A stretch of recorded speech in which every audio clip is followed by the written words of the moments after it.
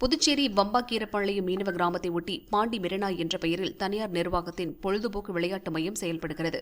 இங்கு புதுச்சேரி மக்கள் மட்டுமின்றி வெளிநாடு வெளி மாநிலங்களைச் சேர்ந்த சுற்றுலாப் பயணிகள் ஆயிரக்கணக்கானோர் தினமும் வந்து மகிழ்ச்சியாக பொழுதை கழிக்கின்றனர்.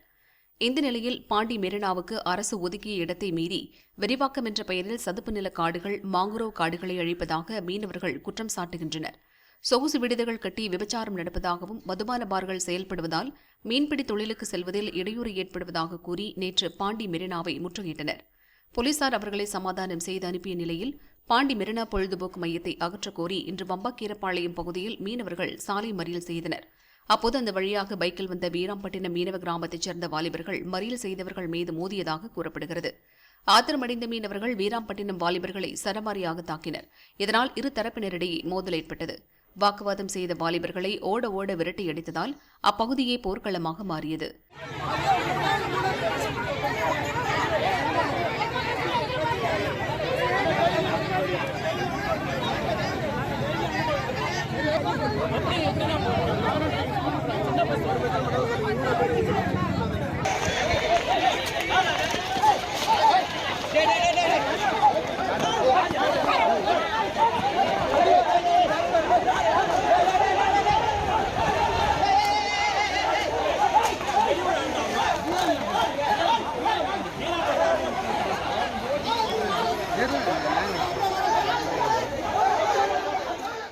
சாலை மறியல் போராட்டத்தினிடையே ஏற்பட்ட மோதலால் அப்பகுதியில் பதட்டம் ஏற்பட்டது.